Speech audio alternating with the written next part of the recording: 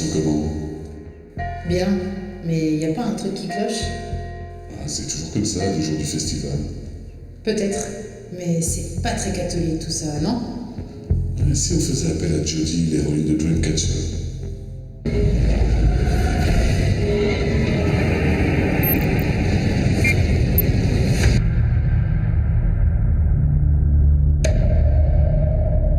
Il y a des projets au service de l'homme et des instruments pour y parvenir. L'histoire, c'est Jodie, Jodie qui est une jeune fille qui est née avec le don d'entrer dans les rêves de tout un chacun, des gens à côté de qui elle s'endort.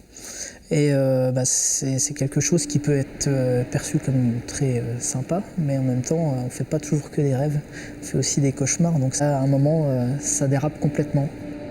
Parce que les cauchemars des autres ne suffisent pas. Ce scénario complètement dingue, il est né dans la tête d'une poignée de Vosgiens, des fous de cinéma et de fantastique qui, armés de leur passion, ont décidé de se lancer dans la réalisation d'une web-série, The Dreamcatcher, autrement dit, l'attrapeur de rêves. La liberté que m'a donnée Arnaud dès le départ, dès le début de l'aventure, il y a déjà 3 ans, c'était vraiment de créer sans se mettre aucune limite. Tout est permis, tout. Quand on n'a pas grand-chose et qu'on a la volonté de faire, ça ouvre des sphères à la création et on se donne finalement pas trop de limites. On va taper à des portes qui s'ouvrent facilement parce qu'on y donne l'engouement qu'il faut, quoi. Aujourd'hui, 10 épisodes ont été tournés, sans budget donc, mais avec l'ambition des grands et avec un décor qui s'est imposé, les Vosges. Le fait d'être dans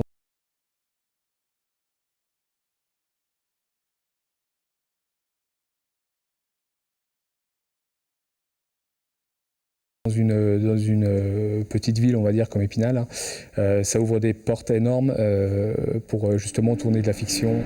Je me suis projeté dans des endroits que j'avais visités de façon personnelle dans ma vie privée, et puis des endroits qui sont connus de tous les Vosgiens, je pense au lac de Gérardmer notamment.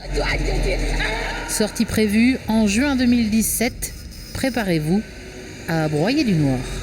Pour faire une série comme The Dreamcatcher, il faut aussi beaucoup de lumière, et il y en a beaucoup. With an external evaluation, You're not going anywhere.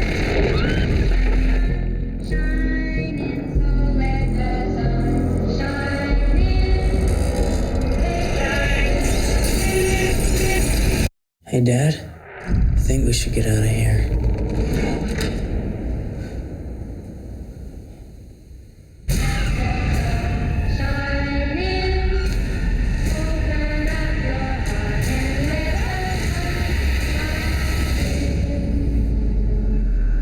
everybody has a secret.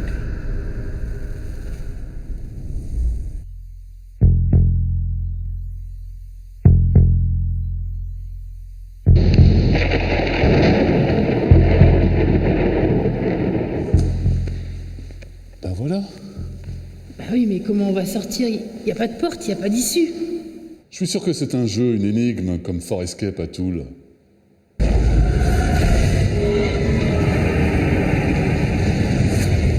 Le fort de Blénaud-les-Toules, construit au XIXe siècle, est le plus grand terrain de paintball de France, 55 hectares pour les amateurs de gâchettes et de frissons.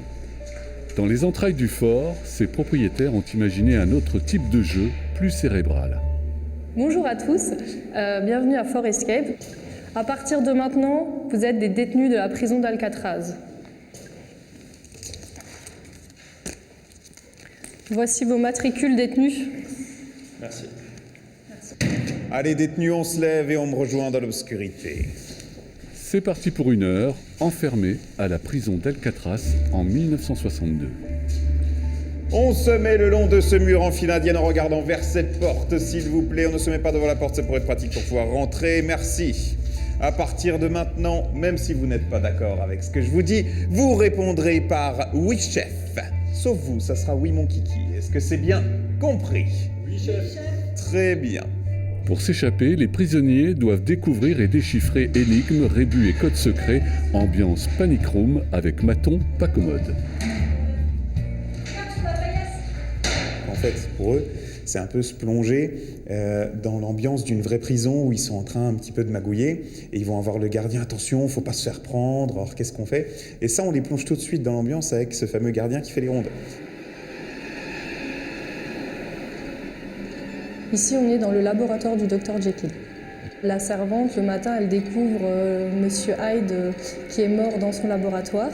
Et du coup, on appelle donc les joueurs, on leur dit que ça va être des enquêteurs qui vont devoir découvrir ce qui s'est passé, comment il est mort et pourquoi. Tout est créé par nos soins, ainsi que les énigmes, les histoires. On crée nous-mêmes les documents, les graphismes, par exemple les bâches qu'on met dans les salles, les portraits, les tableaux. Tout est fait en interne au sein de notre équipe. Là, ça va être des chasseurs de vampires, les joueurs. Ils vont devoir accomplir des rituels, trouver des choses, des objets, on va dire décrire certaines scènes en peinture et plein de petites choses comme ça, pour, à la fin, pouvoir tuer Dracula et pouvoir sortir de la pièce en vie. Une salle d'interrogatoire de la CIA est à l'étude. Ponctuellement, des jeux d'évasion géants sont organisés pour 50 à 200 personnes dans tout le fort. Bon, et maintenant, on fait quoi? On va traquer le panda géant.